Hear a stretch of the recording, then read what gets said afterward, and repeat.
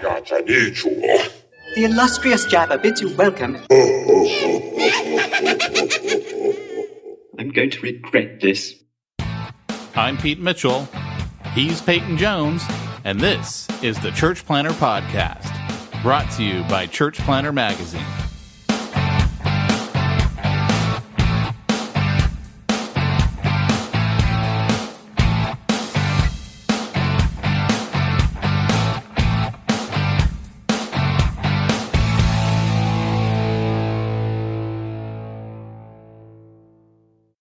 I would say you should kick us off, but according to our... Welcome to the sponsorless podcast. well, we still have a sponsor. It's just he's on the backside. He's on the back nine.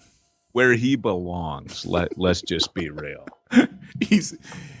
We've refused to give him the top billing sponsor. We're like, no, look, you got to stick around. If anyone sticks around that far in the podcast, there's something wrong with you. We don't trust you anymore. They'll get your commercial then. But if they don't stick around, we're not plugging you any sooner than that. We're not actually recording right now, are we? Oh, yeah, totally we are. Oh, man. What, are you afraid you're going to lose him? Oh, my gosh, I'm so bad. You know, I was just thinking about this morning. I love toast. And I kind of want to know. Smack Talk's hit an all-time low now. Okay, what continue. Absolute genius took a bite of bread and was like, cook it again. I mean, that's unreal. Yeah, especially when you know that. I think it was stale bread. I mean, I've lived in Europe, and bread and cheese is incredible. And bread, cheese, and beer. Like, the Germans got it right. Like, that whole Oktoberfest thing, they just break out all their best stuff. They're like, hey, let's just make a holiday around this. But the reality is that fresh bread, man, you cannot improve on it. In Europe, you actually have to be careful eating fresh bread that day, too early in the day. Like, you have to eat the bread that was baked the day before. You have to wait till the afternoon. Is it because the yeast is still active in the bread, and you'll get a total stomach ache. That's how fresh your bread is when you go there. I honestly can't relate to that. So you don't improve. Like, you actually kind of ruin your bread if you make toast out of it there. There are so many jokes that my mind is racing to right now that have to do with yeast and it still being an active ingredient. And I can't say a single one of them on this podcast. They sound gross. El grosso. I'm just saying, you know. Mi dragón is el grosso. Which actually means big. I think that was bad. Oh, wait a second. That sounds even worse. Let's move on. Welcome to the Church Planter Podcast. If this is your first time listening to the show, oopsie. Yeah, hey, welcome. We will talk church planting. This is a little thing we call smack talk because we talk smack. And we getting our smack on right now. I mean, it's really getting our smack on right now. Yeah, smack that smack talk. Smack it. Smack it. That face you just made was hilarious. It was like a little mouse. You're like, oh.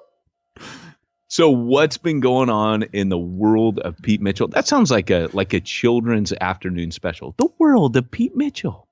You There's know, like bunnies in it. It's funny you should ask because I was thinking about this morning and I was like, well, I can't really talk about this on the podcast because Peyton always gets upset when I talk about it. But the only thing I'm going to say is I have got a huge bruise right here on my shoulder. I saw that. You had Grandpa's gun. I had on Grandpa's you can talk about that's Winchester Special, and I knew it was going to hurt. So yesterday it was a huge welt. It was red, and today it's all brown and yellow, and I'm like, man. Hey, guys, I got to say, this is as sentimental as Pete Mitchell gets. I took Grandpa's gun to the range yesterday. I'm not going to say it hurt emotionally, but I will say I have a bruise on my chest. Oh my gosh, dude. It was like, you know, here's the thing. My grandpa always wanted me to have his guns because he was a cowboy. I mean, literal cowboy. That's what he was. Rad, dude. I didn't know that. Was he ginger? No, that wasn't from that side of the family. All right. And so I've had them, but I've actually never fired it. It's actually really hard to find ammo for that particular gun. And thanks to California's new laws, I can't buy it online and have it shipped to me. I got to buy it online and have it shipped to a dealer. And then they want to charge their fees. And it just ends up making it so expensive that it's not worth it. So last weekend, I was like, hey, gun show's in town. Woo, woo. And I'm like, that's it. I'm going to the gun show. And I knew someone there would have the ammo because a lot of like older generations, shall we say, they go to the gun show. And so people stock up on everything. Like they bring the old ammo, all that stuff. And so I was able to get some rounds for it. And then I get back home and I'm looking at the ammo and it's bear and deer ammo. So this thing is like loaded. I mean, it's no wonder my shoulder's all black and blue. That's funny. Because yeah. Hey, 22 years of marriage this week. What? Yeah, I haven't known baby. you that long. Dude, 20. It's only been 6 years for you and I. Oh, okay. All right. Our marriage. But actually, we met 8 years ago. I met you when I was writing Church Zero. Cha-ching. See what I did? And wasn't that a mistake? Yeah, so 22 years, the wife and I left the kids with fun Uncle Lee and hopped over for a couple days to Catalina. And everybody's been asking me, I've never really truly seen that movie Step Brothers. Oh, really? Yeah, like I saw the TV version where it was all cleaned up. So everybody's always asking me like, so everybody's been asking me, did you go to the Catalina wine mixer? And I didn't know what they're talking about. But there is, I think I did discover it. The hotel we stay at there, it has like a wine mixer every day from 4:30 to 5:30. And I think that's the Catalina wine mixer because it's right there on the front, kind of by the pier. And it was funny, dude. So, but yeah, it's like all you can eat cheese and wine, the things I can't have. Why can't you have cheese and wine? They upset my tummy. Do they really? Yeah, I get a tummy ache. You know, you learn something new about someone you really don't care about every day. Oh, did I say that out loud? Yeah. Yeah, but it was good, man. I had a very romantical time with the missus. Managed to do almost everything you could do. I got kicked out of the Wrigley Mansion. What's a Wrigley Mansion? Is that like Wrigley's Spearmint Gum people? Yeah, dude. Yeah, that guy bought the island years ago. Oh, no kidding. I didn't know that. Yeah. So, like, no kidding. In your hotel, they leave packs of gum on your pillow every night. That's kind of funny. Yeah, but I got kicked out. I tried to sneak into the. I actually called him up and said, "Hey, I don't have a reservation for the lunch up at the Wrigley Mansion up on the hill, but could I come in?" Anyways, we rode our bikes up, dude, and it's like a trek. Riding your bike up that mountain, it ain't easy. I got at the top, and French guy came out and tried to act all fancy. I said, "Hey, dude, I lived in Europe. You don't have to act like that. I'm not impressed by you." And did you say that? I did. I did. I was like, Andrew was like, "Why'd you fight with that dude?" And I said, "Because he was kind of being a jerk, you know. I was being cool." I was like, "Come on." He's like, No, I cannot let you in." And I said, "Yeah, you can." I just called up and they said I could come in for 5 minutes. I have to pay $5. He's like, No, we cannot let everyone in. You know, if we do that, it would be, you know, he was basically talking to us like we were riffraff. And that pushes my buttons. Snobbery pushes my buttons. I mean, you know, but to be fair, you are kind of riffraff. Well, I mean, look at me, right? I mean, he had a point. Henry goes, "What?" I go, "I could tell from the moment we met him, I wasn't getting in. It was him. You know, it was a him issue. He had the power. The people at the front desk were cool. They said, yeah, but he was cool. And I just kept kind of punking him like, yeah, you can let me in if you want. Let's be honest, you could. And he's like, well, who told you at the front desk? And so anyways, I wanted to say something very inappropriate. Which you should have said Martha. Martha told me I could. Who's Martha? You know Martha. Just like made a whole big deal out about someone you just made up. I totally wanted to make an inappropriate comment. And Andrew's like, no, I'm so glad you didn't.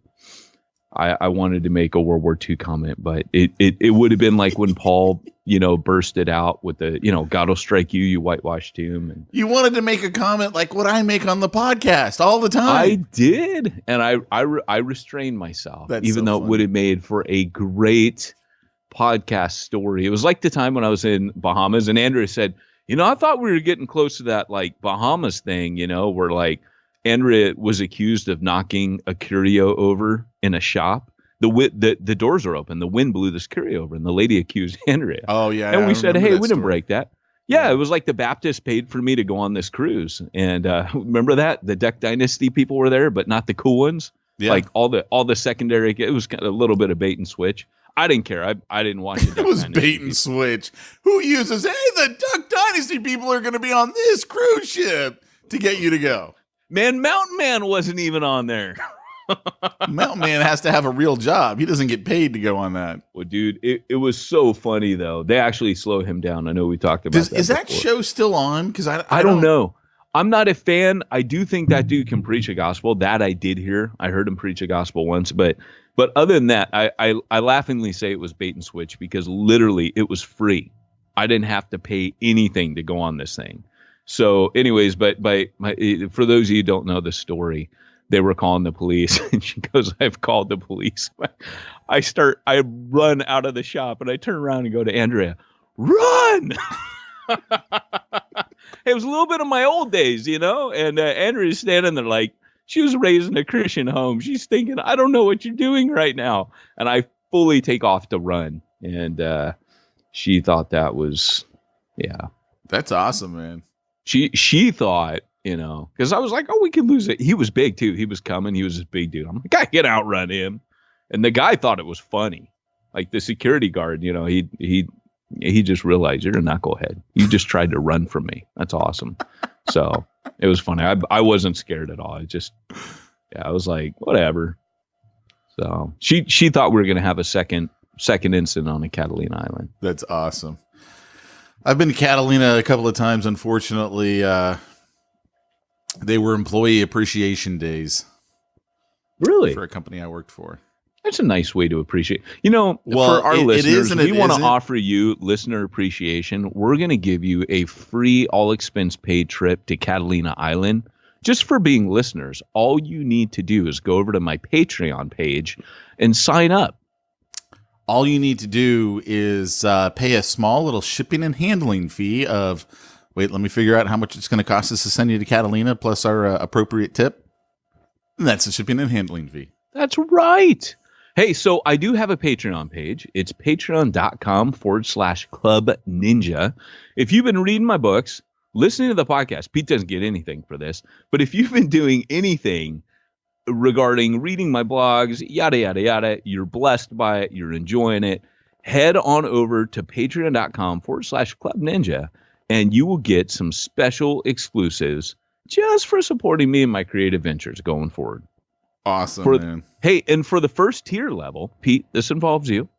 For the first tier level, I will give you a Starbucks gift card as a thank you for being the first one. It just launched, the first one to sign up at each tier level. Is it like a tier? My first tier level? No, it's like if you sign up for 25, like if the $50 level, you're in my writing group, so you get to be a part. Is that like a monthly? Yeah, monthly. Yeah.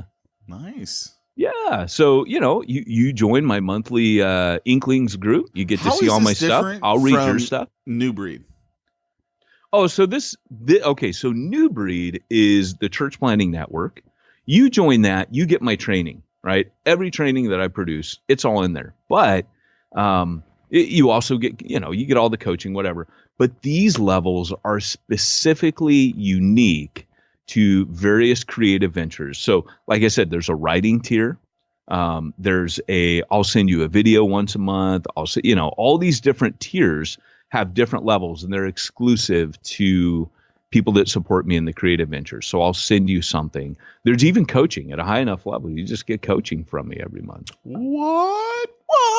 So that's patreon.com/Club Ninja. And if you do want to join my network, that's newbreednetwork.org. Any other websites you want to give out to people, hoping that while they're driving their car, they're feverishly writing these down so they can look them up later? Yeah. No, because now that we don't have the sponsor, I guess I'm it. Brought to you by Peyton Jones. Oh man. So what else is new? Anything new happening in your life?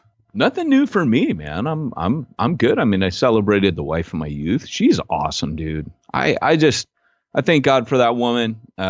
She's put up with me all these years. She's just awesome, dude. I feel like Andrew gets better with time. And Yeah, she's all like of a us pretty fine much- wine. All of It us, hurts my tummy. all of us, pretty much thank God for her.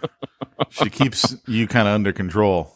Yeah, dude. I remember, it's funny when my dad died. This, no joke. This is quite morbid, but when my dad died, he was living on his own. He'd become an Anglican priest, converted late in life, and he was living on his own, and he was not doing well. We showed up to his apartment, and I'll never forget. One of the other priests was there, and he'd given us keys to the apartment, and he looks at me and my brother, both married. We're both standing there with their wives, and he goes, "I'm glad to see you're married." He goes, "Otherwise, I wouldn't want to see you guys end up like your dad," because he was a wreck, man, without a wife, like towards the end. Really? And yeah, dude. So I always think to myself, I'd be way worse if I didn't have my wife. Way worse. Huh. Like, what would you be like? Like, would you be like a hobo? Would we find you on the street without No, Jamie? you, first of all, would not be in California. Let's, first things first, you would not see me in this state anywhere. I would probably be Texas. You'd be in Texas. No, I don't know Oh, that that's I'd be hot. Well, I don't mind Oregon? the heat when you have the freedoms that you don't enjoy in California. Oregon. I'm guessing. Okay. No, Pin the tail on the state. Oregon Pete would live in. is mini me to California, so I'm not a big Oregon fan. Though I think Oregon is absolutely beautiful. Like when I went to go visit my buddy up there in Club Fed, I was like, wow, this place is gorgeous. Like Club Fed. Club Fed, baby. Little white collar Club Fed. Washington. Now that's getting colder for you. See, Washington weather-wise is where I belong. Yeah. Washington political wise, no, not good. Not good for me at all. I got you. Because of taxes, I probably need to look to a state that has no state tax, because I get killed in state taxes. Like, even though I got that huge rebate that we talked about, or refund that we talked about on last week's podcast, that was from the feds. I still got to pay thousands upon thousands to the state of California. Oh man. So I get no break. So you're going to pay them to take your freedom away. That's awesome. I know. Here, let right? me fund that. Right? We were talking about this in the detailer inner circle that I do with Jimbo Balaam. And we were talking about some ticket I got, and I'm like, and Jimbo makes some comment because he knows how I am. He makes some comment. I'm like, yeah, I know. Like, both the judge and the cop both get paid from my tax dollars, and now they're trying to see how much more of my money they can get by this trumped up charge. They just, I was speeding. Oh, dude, it was. Man. I went off. It was so funny. That's funny. Did you get a speeding ticket? Not recently. No. Oh, okay. No, I haven't had one in years, like 6 or 7 years. I don't go anywhere. That's the reason why. I literally don't go anywhere. Do you remember that time? It was after you and I met. I was coming out of the high desert in Oregon. I might have been in California. I think I was in California where it drops out of high desert. I was coming down the I-5 south, and I was doing 95 on the interstate coming out, like on a desert, like nobody else out there. And I passed a state trooper. I passed him so fast I couldn't see till right as I passed him. He was a state trooper. You did not. I swear to you, he did a handbrake turn, dude. Handbrake turn, U-turn in the middle of the interstate, and came after me, and we had a chuckle. We laughed. Did you laugh? Were you like totally cool with He the didn't guy? think it was humorous. He was like, yeah, it was Memorial Day. He's like, yeah, you picked a bad day to be speeding. And I had just been coming down like a massive decline, dropping out of high desert. And I was like, yeah, I might have taken my eyes off of it because it's gorgeous at that part. I might have taken my eyes off. Me, I'm like looking at it going, woo! Pedal to the metal, baby. Dude, every once in a while, I switch my digital display from miles per hour to kilometers per hour just so I can really see the numbers up high. I did just move back from Europe. I was thinking kilometers, which makes it worse. But anyways. Yeah. No, that charge that I got in March of 2017, I've got 16,000 miles on it. I just don't go anywhere. Dude, I love that. I love that, man. I bought my truck with 12,000 miles on it. Or no, it was less than that. I think it was 8,000 miles. And it was 8,000 miles. And there was like nothing on it. And then Refuge Long Beach killed that. Yeah, no kidding. Back and forth from your house to there. Yeah, a couple times a week. But anyways, hey, so let's talk about today's topic. Pete, what is today's topic? Are we ready to get into today's topic? We are. Great Scott! It's time for this week's topic. Let's get down to the nitty-gritty.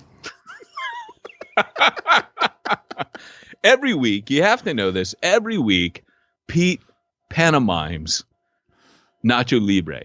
What's funny is I don't like that movie. Like, you and Charlie are like, this is the greatest movie ever. I'm like, it's got to be a pastor thing because I think it's stupid. I know the topic's starting, but I saw the greatest meme. It was from the Infinity Wars. It was the man who can truly save the day. Yeah. And it shows Nacho Libre doing a total stage dive coming Thanos. up behind whatever his name is, Thanos. Yeah. It was great. Yeah. No, I don't know. You right before the call, you go, what should we talk about? I don't have anything for today. I didn't. And I'm like, we should talk about how pastors need to have reoccurring income. Well, this sounds like it's going to be great. No, well, you asked what my opinion is, and that's, yeah, I was thinking about this for a lot of different reasons because of stuff that's going on in my business and directions that I'm taking things. And it was funny because something you said 2 podcasts ago, like, really spoke to me. And so it's been there in the back of my mind because part of my struggle has always been, okay, what should I be doing, God? What is it that you want me to do? I'm not pastor material. I think anyone who's listening, even just we've established that for the last 6 years. Even just the first half of this podcast, they go, yeah, he's not pastor material. That's and let's be honest. I was more until I got eventually corrupted by you. I tell you, one of my prayers has always been, God, please don't let me ruin Peyton. Please don't let me ruin Peyton. I think I was already pretty foul before we met, but So, but anyway, you were talking about some gal, and her job was to equip. I don't remember. Right. She was like the guitar player. What was that story? Yeah, so she was pretty amazing. She represented Tel Asia, which is TELL, like Tel Asia. She went over there as a missionary. She showed a photograph of her playing guitar in a little village. And it was really cute and it was quaint and it was old school mission. And she goes, you could see that's not really going to go very far, right? Like white girl playing guitar in an Indian village. That's how it went at first with me on mission. And she goes, then I had a revelation. I realized what Paul was doing was he was equipping and empowering others and turning them loose. And so today, thousands of churches planted because she's been pouring in to those that are called to do this. And she's a woman. I mean, it was pretty radical, but she understood God has called me to do this. Yeah. Yeah. The line that you used was, my job is to equip. Right. And it struck me in that moment. I was like, okay, maybe that's what my job is. My job is just to equip the pastors. And the way that I equip pastors, as we've talked about many times on this podcast, is by helping them create an income outside of their church. And there's lots of different ways to do that. I mean, we've talked about it here on the podcast. I mean, I've connected with church planners and pastors. One guy, I think he's got a really cool business. He does car interior repairs. So, like when he does them primarily for dealers. So someone buys a used car and there's a little rip in it, maybe a cigarette burn, who knows, whatever. And he goes and repairs it. And it's very, very lucrative because it's very not time intensive. Right. And, maybe he gets, I don't even remember what it was, but let's just say it's $100 a car.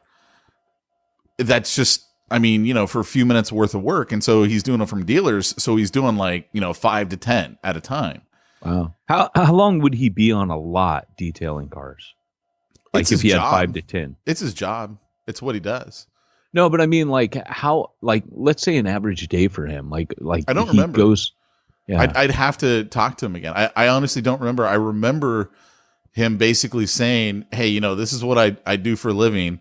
It's very easy to get up to an $8,000 to $10,000 a month income doing this. And it's not like it's hard work. It's not like it's very time intensive. See, that's crazy, dude, because like when you're a professional, you don't, you can make that kind of money easy, I suppose. But the idea that someone who's not been to school, this is like what you would consider a blue collar job. Oh, yeah. And I mean, that's just raking in. Well, income. and the biggest thing is that, so I was talking to him, I go, tell me about the competition. He's like, well, of course there's competition. There's competition in everything. Oh, yeah. And he goes, the difference is, you've got to be the one that's always there on time. You're professional. And I'm like, it's the same stuff that Jimbo and I teach our detailers. Like, here's how you run your detailing business. This is how you make sure you keep clients and keep them coming back to you over and over again. Which brings up yet another way that we've had pastors earning income, which is detailing. Which again is one of those things you don't have to go to school for it. I mean, Jimbo's story is pretty cool because when he first got started, he was a church planter back then, or maybe it was right before he started going down that path. I don't remember exactly, but he did it what I would call the expensive route. He went out and bought a trailer and all this equipment stuff, and he spent $5,000 his first month, and he made $5,500 his first month. Oh wow! And so, month 2, he's in the black. Well, Right. technically, month That's 1, he rad. was in the black. Month 2, he's in the black and has never looked back. And so one of the things that we teach these detailers is to create. You hear my dog barking? Man, my dogs are barking. You hear my dog barking? We teach them, you want to create a continuity of income. A paycheck is essentially that for most people. And the reason why most people can't break away from their day job is maybe they get paid every week or every 2 weeks. They're a teacher once a month, something like that. And it's a continuity of income. Well, when you go independent, if you will, when you like, I'm self-employed, I've got to create my own income. There's a couple of different ways that you can do it. One is you can set up your business so that way you're essentially going out there and hunting every day. Like a real estate agent, I would call a hunter. They Right. have to go out. They got to go get a client. As soon as they get paid on that, that's it. There's no more income coming in. Right. So they got to go out and go get another client. And there's this perpetual, I got to go get a client. I Right. gotta go get a client. It's a one-time hit for these guys, and then they're like, refer me to your friends if they're selling a house. Well, how often are your friends selling their house, right? Right. Yeah. That's So why. that's a hard gig. But how often do you need your car detailed or cleaned? detailed. Or- Yeah, exactly. A lot more often. And like Right. the guy who does the interior repairs. Real quick. Sorry, guys. If you're not understanding the context for that you're listening, you're like, what? This isn't a business. Okay. Bivocationalism. The context of this conversation is Pete and I have helped over the years, and more Pete from the business side of things, countless church planners. I mean, how many would you say? Is it just hundreds of church planners, thousands? Like how many of you, as you interact with most of them? A lot, I have no right? idea. I mean, just a ton of church planners over the past 6 years. At a certain point, Pete was like, look, I'm tired of seeing these guys poor. And Jimbo was one of our church planners come out of Refuge Long Beach, and he was an auto detailer. So the context of this is, seeing a guy who found, because we're always looking for what is that perfect niche for a church planner that's not going to take tons of time. And that's what Pete's kind of getting at. You're going to spend tons of time as a real estate agent, hunting down new leads all the time. Whereas what we're looking for is something that's predictable, it's manageable, it's not going to add tons of stress to your life. So that's the context. Sorry, I just wanted to. Yeah, no, I think that's you and appropriate. we assume that all the new listeners know No, the that's context of what we're talking appropriate. about. So that way they'll understand, what exactly is the point. Because here's the thing, man.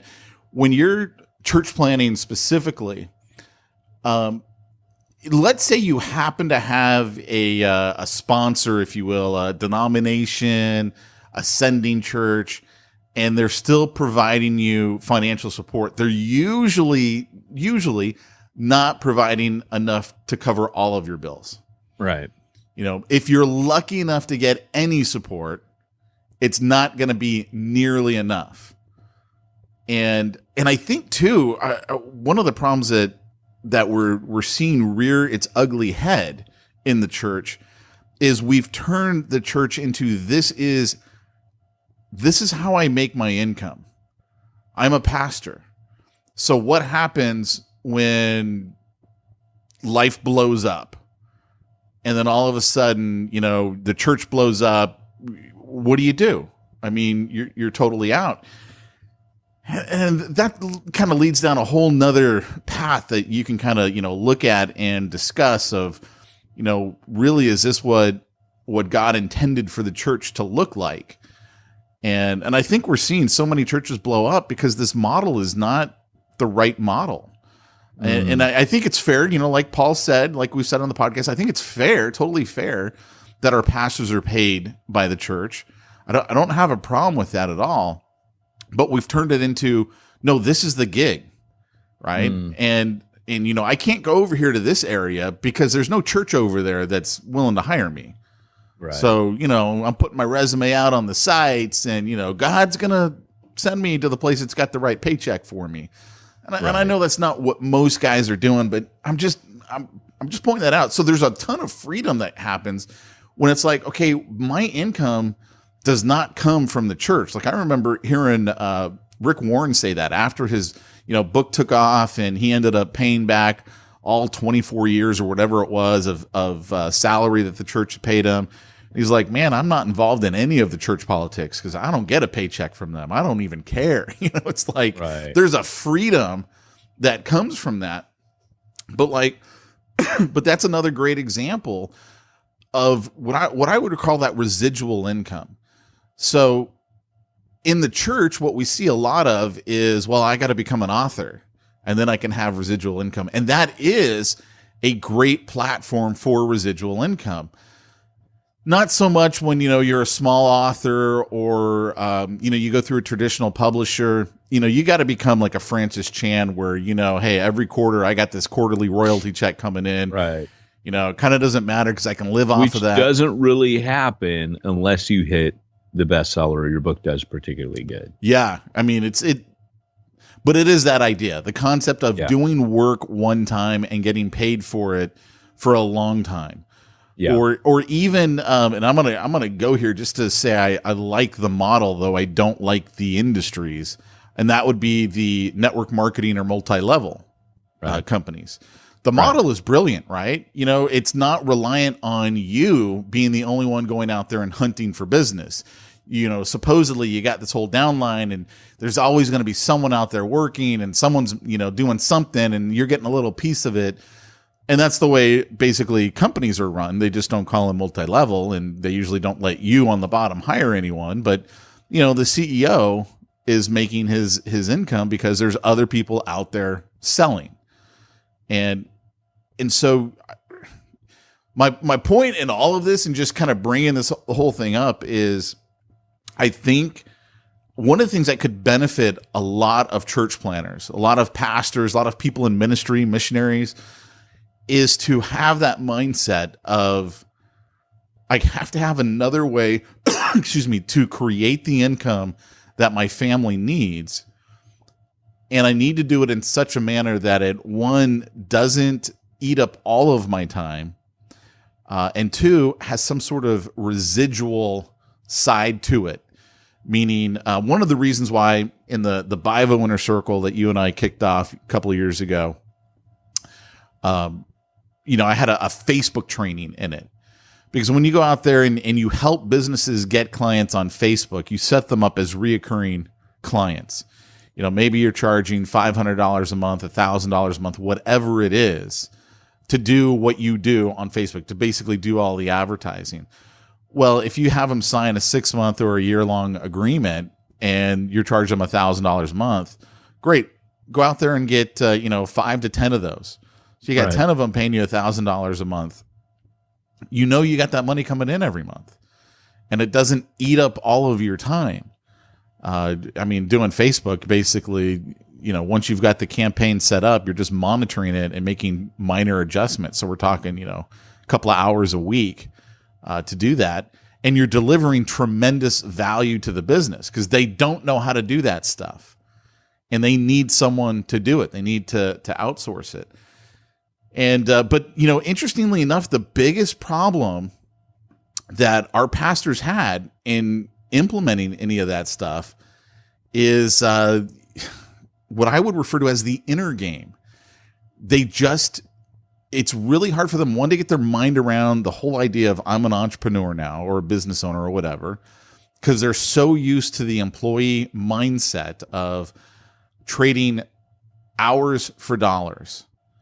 And instead, when you go over to like what I do a lot of, which is the consulting side, Facebook ad consultant, business growth consultant, now you're trading knowledge for dollars. And there's a huge difference between hours for dollars and knowledge for dollars.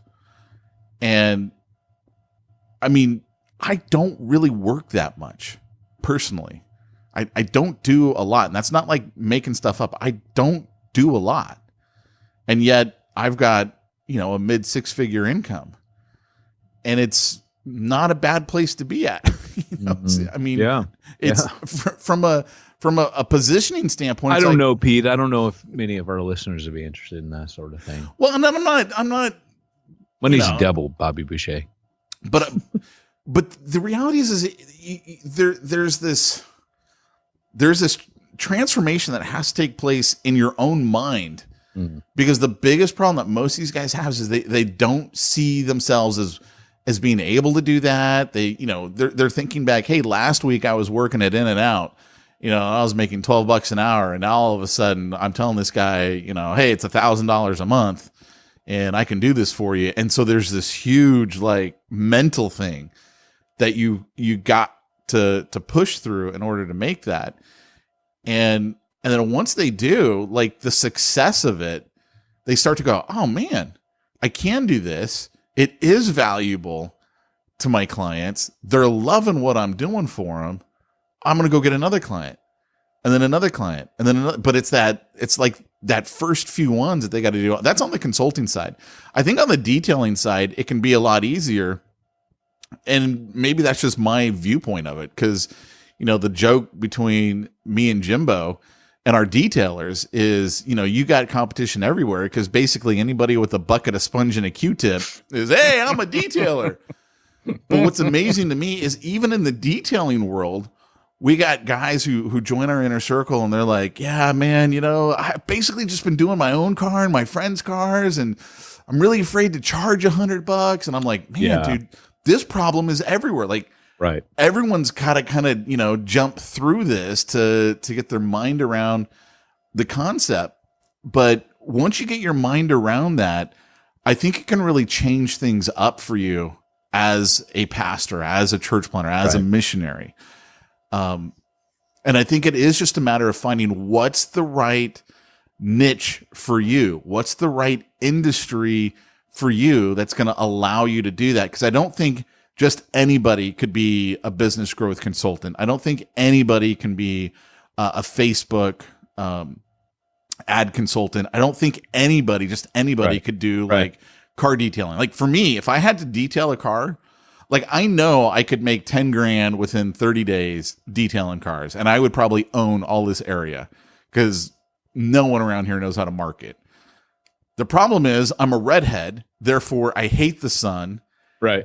And as Jimbo will tell you, freaking detailing, I mean, it takes its toll on your body. That's a very physically intensive business. Yeah, it is. Yeah. So it's going to hurt your joints. Yeah.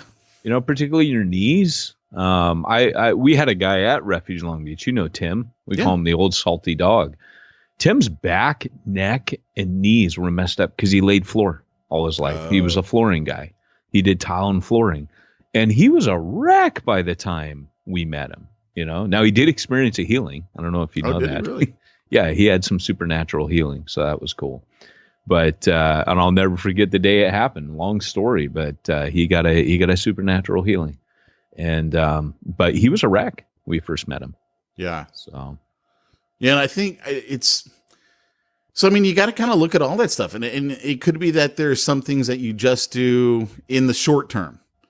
You know, hey, I need to go out here and do this to establish some money to get some regular income. And then I can start thinking about doing other stuff. Great example. I'm not going to say the person's name, but he was in, and still is in, my Platinum BIVO Inner Circle. So the Platinum is, it's not a cheap training at all. It's basically $6,500, and I teach people how to be a business growth consultant. He was so behind the 8 ball that it affected him mentally to the point where it's like you have no belief in yourself. Right. You do not believe that you can, get what you're actually worth. Right. It is gone completely because you were so losing your house, barely able to put foot on the table for your family. This, right? You're skinny as a rail because it's the missionary diet. Oh yeah. Where literally you just don't have the money to eat. And so the belief wasn't there. Well, this guy had to go get a job. He gets a job, and now he's literally like killing it at his job. He's, I believe he's in the 6-figure range at this point. That's rad. And so he calls me up and he's like, now I actually, and he'd been doing it for about a year. And he's like, now I've got the mindset and I'm ready to go on and do some of these other things that we talked about. But it's just, sometimes you got to get through that phase. I totally agree, man. I think that this is true in so many areas of life. Like, for example, you have to tell yourself things like, you have to tell yourself, like, for example, if you want to diet or fast or whatever, you have to, like, if you want to lose weight, you have to start off changing your mindset. Like, there's no way you're just going to I'm just going to eat better just by sheer will of discipline. You have to start with saying, I am not the person that allows my appetite. And this isn't positive thinking, everybody gets all weird about it, but you have to start off telling yourself, I don't want to be this person anymore. I want to be the person who is trim, who values himself enough. Like, I care about my body. I'm the guy that's going to play with my kids. Like, you have to start with, this is not who I am today, but who I want to be. And I need to start telling myself a different message than I've told myself, because you've been telling yourself a message like, oh, it doesn't really matter. I'm the guy that overeats at the table, or I'm the guy that, doesn't really pay. Instead, you have to start saying, I'm a person who values my soul and my body. Like, if you want to start fasting. So when other people eat, I'm the guy who fasts. I'm the guy who doesn't need to eat all the time or whatever. Like, that's the only way that you're going to get there. It has to go deeper than just, I want to lose weight. Same with, if I'm going to be like you said, like I would say, for me, when I stepped away from NAM, I was negotiating contracts. I was negotiating my contracts very low. I had some side contracts. Yeah. I had to step back and say, I have a family, and my family's worth it. Like, my family's worth my time for me to pour. So it didn't start with me valuing myself. It started with me valuing my family first. Then it went to, and I know what my time is valuable to me. My time is worth a lot to me. So I'm going to put a price on what I think my time is worth, not what other people think my time is worth. And they can either walk away from that, or they can say, you know what, actually, because here's the saying, you've heard this maxim, if you don't value yourself, nobody else will either, right? It starts with the value you place on your own time. And in going to Paul, I can't imagine Paul, with the value he placed on mission, looking at the support he knew that he was going to work with his hands to provide for the mission. I can't see Paul putting mission at a low price point. That's what you're doing. I can picture Paul, because we know he not only trained his dudes, sometimes he was carrying those other dudes. He's with Priscilla and Aquila, who are making bank, but not to get rich. I mean, Paul says, be careful that your desire is not to get rich in this present evil age. Like, he was like, that's not my motivation. My motivation is to take care of me, to take care of those that are serving with me, and to propel mission. And that is valuable. So it starts with saying, like I can't picture Paul going, oh, well, the going rate for, making tents is this, but I'm a minister. I'll give it to you for half the price of normal. I picture Paul being shrewd, as shrewd in business as he was in mission, strategic and saying, the worker's worth his wage. I mean, that was Paul's, right. You're worthy. And he actually applies that to the minister and says, hey, for the work you're doing, you should be counted double honor. And some people say that Paul is actually saying that you should be paid for the work you do with your hands, and because the average guy he was serving with worked with their hands, and you should be paid for what you do for the word. Other people say double honor, like we don't know, because he doesn't use double wage, he uses double honor. And that question is it double honor in the sense that you're going to pay me and give me respect because I'm doing, because of the work? We don't know. But Paul gives you the value system that this is worthy of double honor. And so I think Paul knew how to, that guy, he would wear us all out. He worked his tail off. Right. And yet I just think I can't picture Paul knowing what was at stake, knowing he was funding mission with his own two hands, putting that at a low price point. I just can't picture that. Yeah. And I've been guilty of that over the years. I mean, you and I had all those I think everybody does because, well, I shouldn't say everybody. I would say a lot of the people in our social and economic position in life do that. And part of that is because I'll give you a great example. In my family growing up, my mom was kind of an entrepreneur. She sold Avon. She sold Avon my whole life. And that's what allowed me to go to private school because my dad was a pastor. And, many times the church couldn't afford to pay him. It was not like a pastor of a big church. It was 50 to 150 on like a huge week type of church. And we were always looking for the deal. Like, what's the deal?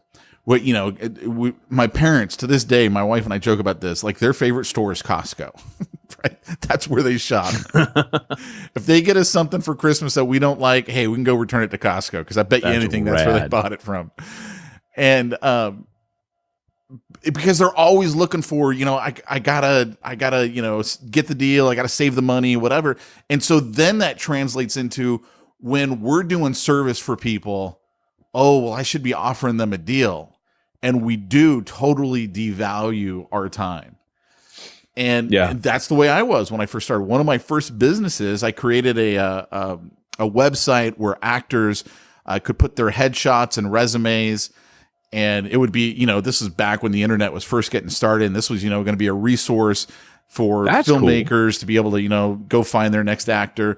And I was like, okay, what do I charge for this? And, how much time is it going to take me to scan something in? And, I got to like make this cheap. And so, I did, I made everything cheap and it ultimately didn't work because I wasn't charging enough.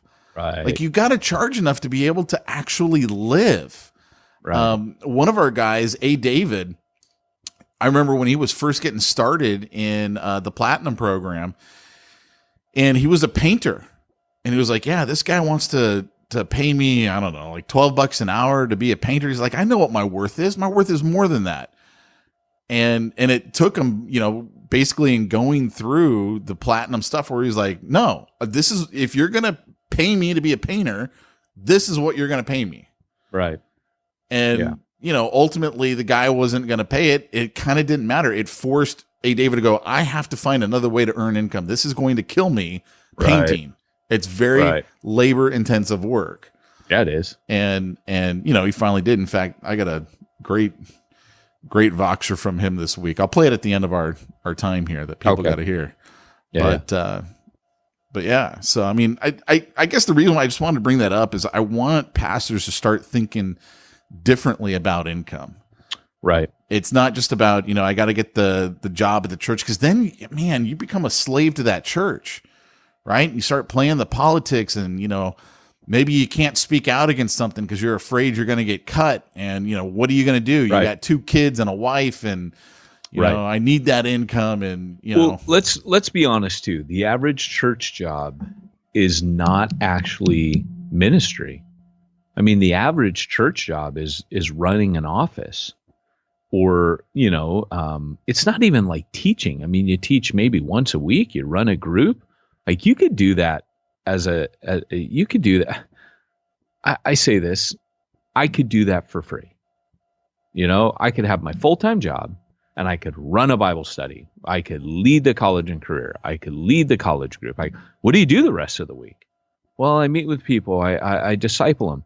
I wonder if you even do that once a day. What else are you doing? Well, I'm studying. Okay, yeah, you got to study. That's great. You could probably knock that out one night, or over your, So my point is, or get up early in the morning. I mean, Charlie was team teaching with me, planning Refuge Long Beach and running a freaking engineering plant. I mean, you can do it. It's not hard. But my point is, most of ministry, like this is why I resonate with what you're saying, Pete, because most of what guys do when they come on staff at a church is they become admins. Yeah. And they become clerks and office workers. That's not really ministry. Whereas if you're bivocational and you're working the hours that you set and you're doing business as mission, you're interacting with lost people nonstop. You're able to share your faith with people. It's a different animal. I think, at Exponential, we talked about this. There was a business guy that was there. And he actually wrote a book called Out of the Seats and Into the Streets. And he basically was a business guy. And he was like, hey, I was a Calvary Chapel pastor. And I went to a Calvary Chapel conference and someone crushed me and said, you're either in or out, man. You're not all in. You're not committed enough. That's why your church isn't growing. And he went home discouraged and he quit ministry. He became a businessman. But here's the deal. This is what he said. He said, the call of God was still on my life. I mean, it was kind of I thought at the time, like I was crushed and destroyed. He goes, it was actually the best thing that ever happened to me because I went into ministry or business, killed it, and expanded my business and just kept doing ministry anyways and leading people to faith and discipling. And he goes, now I fund all this mission, but I'm also on mission. Yeah. So he does particularly things in the inner city. And I mean, it was rad listening to him because it was just his paradigm shifted. Yeah. Well, I mean, and I also think about some of our church planters like Paul Percy, right? Planting in Stanton, which is think of one of the worst communities. That's Stanton. Like, I don't even know how to say it other than that. Stanton's the place you drive through quickly, the windows up and the door's locked, right? Right. And that's where he's church planting. And I remember hearing that he had moved jobs and he was working at a Smart and Final grocery store. And I'm like, dude, when did you quit working? I think he was working at a Christian school before that. And he's like, yeah, but I wasn't reaching anyone in Stanton. And so I took a job. Now at the he's Smart and well Final. known, and he's known as Produce Paul in the Smart and Final. In Stanton, he's becoming a fixture. People are like, they like give him presents and stuff. Like everybody loves him because here he's this pastor. He has people ask him to pray for him, like in Produce, people that aren't Christians, aren't following Jesus. And he's like, man, I love this. I can't believe. And I hear this story all the time. There's another pastor. He was the pastor at EV Free of Huntington Beach, one of my supporting churches. He's now working at Target in Huntington Beach. He's leading all these young people on stage because, Target consistently hires young people. He goes, I'm leading all these young people to faith. And I used to scratch my head at the church wondering, how do I reach young people? Right. He's like, I go work alongside them. I lead them to Jesus. He's like, why didn't I do it? Why didn't nobody tell me about this years ago? Yeah. And so it doesn't even have to be that you're self-employed, right? Because those guys aren't self-employed, working at Target, working at Smart and Final, Produce Paul. I love that, right? I mean, but it's that willingness to go, okay, I got to find something different. I got to find a way to feed my family, but I want to reach the community. Right. And it's going to be different for everybody. Not everyone can do what I do. Not everyone can, I couldn't do Produce Paul because I hate pretty much every vegetable there is. And people, let's be honest. Yeah, I'd be like, squash? Why do you want to buy squash? No one ever said eat your yellows. No one, never. That's right. Why are you eating squash, you freak? Yeah. So, I wouldn't be good at that, but that's okay because he is good at it. Yeah, absolutely. And it is about playing to your strengths, man. I talk about that all the time in training because everyone's like, how do I get clients for whatever business they're in? If they're self-employed, how do I get clients? And everyone's looking for the magic bullet. What's the one thing? If I did this, I get the world of clients. Everyone wants the magic bullet. Reality is there isn't a magic bullet. Right. I knew of this one chiropractor, I should say, who said, every month I bring in 72 new clients. And after about, 6 months to a year, he'd turn around and he'd sell that practice and he'd go to another area and start another chiropractic practice. And that's just what he did because he could make more money selling the practice than actually doing the work. And so someone came to him and said, well, what strategy do I need to do to get 72 new clients a month? He goes, look, I don't know of a single strategy that's going to bring you 72 new clients a month. I know of 72 strategies that'll bring you one client a month. And that's the reality is you got to do a lot of little things in order to get what you're trying to get to. So I tell people, I go, you got to play to your strengths. Like for me, I don't like video personally. I like podcasting. One of the reasons why we do the podcast, I prefer that. I personally love public speaking. I do events all the time. I hate cold calling. I won't do those. So if I was at a business where everyone said the only way to make it is you got a cold call, I'd be like, forget it. What time do I start work at the drive-thru at McDonald's? Because I'm not going to do it. Like that's just not how I'm wired. So you got to play to your strengths. What are your strengths? And play to those. That's a really good word, brother. That's a really good word. And I think that's what I love about when you're doing BIVO Enter. You were interviewing people on the front end and in some ways protecting some like, hey, I don't think this is for you. I told many people that. I think you told over half of them that. I don't know if it was over half. Because I do believe that people can rise to the occasion. Yeah. But I tell them, look, this is my opinion. But if you say, no, I'm going to go for it. I'm going to do it anyway. I'll let you do it because I'm going to let you take the shot. I'm not going to be the guy that holds you back. But I'm going to tell you. It's funny you say that because I feel that about church planning as well. Highly controversial. My approach to church planning is I've got to warn you. This could really hurt you. It could really hurt your family if it goes wrong. But you have to know that if this fails, are you equipped to deal with the failure? Because, over the years, I've gotten flack for that. I've had people from other networks say, yeah, we would have never let him go. And I'm like, you know what? Like, and these are people that I disciple, but people from other network knew him. And, but the reality is at a certain point, you're not the expert. You don't know. We talked about this with assessment, that you've got to let people go for it and fail. And sometimes they realize why. Like if you tell them, no, you're not going to make it, and here's why, that's different than a guy who actually goes off on his own, tries it, and you tell him, hey, I think you get, but like you said, hey, I don't think you're ready. I don't think you got what you need, but I'm not going to stand in front of you and tell you no. I'm gonna tell you what I think, but ultimately, like as long as you don't hurt other people and you don't let your family get hurt and you're ready for that possibility and are equipped for that, I think you're free to go. Go for it. Yeah. Unless there's like something that's, your character isn't right. You're putting yourself in jeopardy and your family or, all those things. So, but hey, we're out of time. So Pete, is there anywhere that people can get in touch with you to, if they want to kind of say, hey, Pete, I want to talk more about this. I actually just put up a new webinar at BIVOwebinar.com. So that would be your first step. Go check out BIVOwebinar.com. And then if it makes sense for us to talk, we'll talk after that. All right. Well, guys, thanks for listening today. If you are spending all this time doing all this BIVO ministry, who's going to take care of your church finances and bookkeeping and IRS compliance needs, Pete? Well, because you're not going to have time running your own business, taking care of the church, you're going to need to go a little company called simplifychurch.com.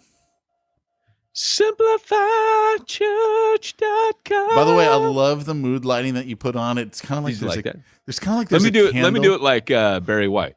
Yo, right on. SimplifyChurch.com. Peyton's light went out in his office because it's motion sensitive, and so he turned on some little light like right behind the podcast microphone, so it just barely lights up his eyes, and then you see the mic, and it's like it looks kind of creepy, doesn't it? It looks like it kind of looks like a romantic. This is Peyton Jones at midnight talking to you on the Bohemian radio. Rhapsody. I don't know. I never saw it. Bohemian Simplify. You know, like, I'm just a poor church planter. Nobody ties to me. He's just a church planter from a poor family. I need BIVO Inner Circle right now, please. Pete Mitchell, Pete Mitchell. Pete Mitchell, sign me up. That was special. No. Denomination won't let me go. Sorry. Yeah. Yeah, but that's where you need to go. SimplifyChurch.com. And if you want to know about the Platinum BIVO Inner Circle program that I got, go on over to BIVOwebinar.com. And you totally hijacked Simplify Church's thing. All right. And don't forget Club Ninja, patreon.com/Club Ninja. Because I'm going to piggyback on your piggyback. There you go. Hey, guys, thanks for joining us today for the Church Planter Podcast. Has been Peyton Jones and Pete Mitchell. Reminding you, if you want to reach the one nobody's reaching, you need to go where nobody's going and do what nobody's doing. Okay, so Pete, thank you for your comments about the a la carte. I did not present it, but I did mention it at the meeting. Met with the board of directors. It was a tough crowd. Banker, financial consultant, analytical people, thinkers. But I got it!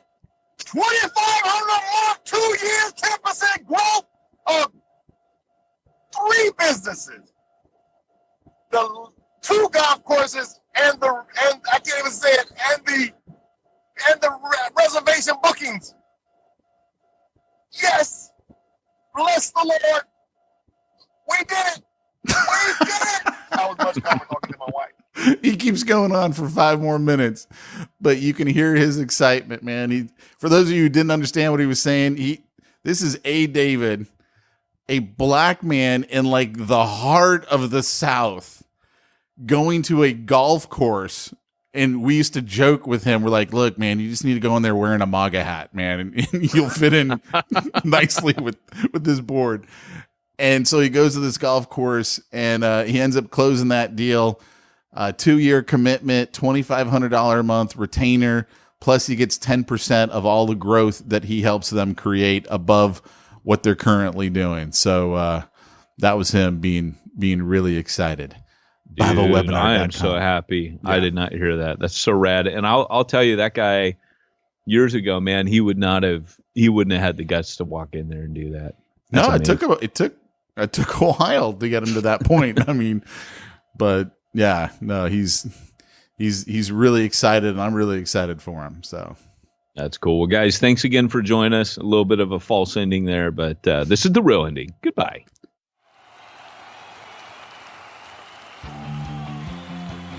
Thanks for joining us for another weekly episode of the Church Planter Podcast with Pete Mitchell and Peyton Jones. We'd love to hear your comments on this episode of the Church Planter Podcast. Visit us online and let us know what you thought at churchplanterpodcast.com. If you subscribe to us via iTunes and have enjoyed the podcast, leave us a positive review. The more positive reviews we receive in iTunes, the more iTunes will promote us to other church planners who would benefit from this show. This podcast is brought to you by the Church Planter Magazine, which is available in the iTunes newsstand or online via churchplantermagazine.com.